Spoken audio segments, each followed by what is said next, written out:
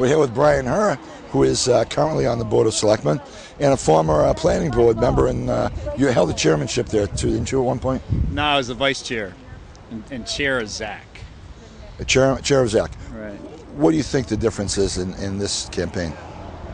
Or has been, since this will be shown I think afterward. I think it's been a very well-run campaign on both with both candidates, at least for the selectman's office, and I think they presented their ideas pretty well, and I think the voters have a pretty good feel for which way they want to go. I thought it went well. I just thought of something.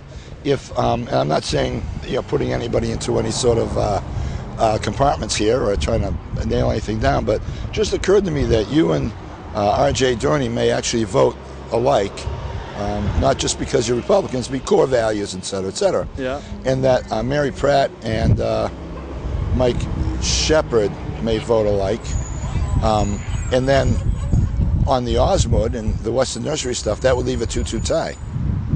I think a lot of that is actually behind us now. Last year for the election, the Osmood, it was all in front of us. The host community agreement was in front of us. There was a lot of Western Nursery stuff in front of us. And we did have the potential for some 2-2 ties, but it didn't play out that way.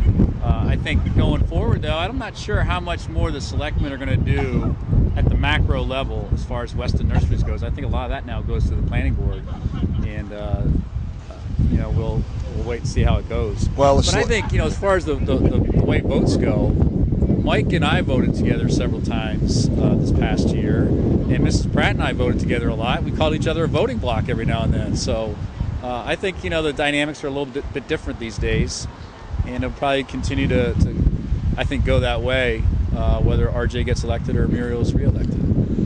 And what do you see the greatest challenges for the future? We have a huge financial challenge going forward in the town of Hopkinton. We either have to raise a great deal of money in a very short order, in fact, increase the revenues, or we have to cut some major costs because we've got a deficit that's going to grow probably exponentially over the next 10 years. And I really think we've got to find a way to get our hands around that. There's no one simple answer, I don't think, either. Well, you took my next question.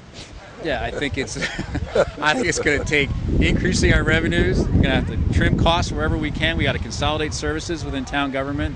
I'm not a big fan of these dual departments in the various parts of town government. And we got to work with the citizens so that we don't have to raise property taxes. Now, when you say dual departments, such as? Human resources, we're looking at ways to save some money there. I think facilities management and maintenance is another way to look at it. We talked about technology, but there's got to be others too. I mean, there's 700 people or so that work throughout the organization. We've got to look at it. All righty. Brian Herr, ladies and gentlemen. Okay. Thanks, Brian. See y'all later. Thanks. You bet.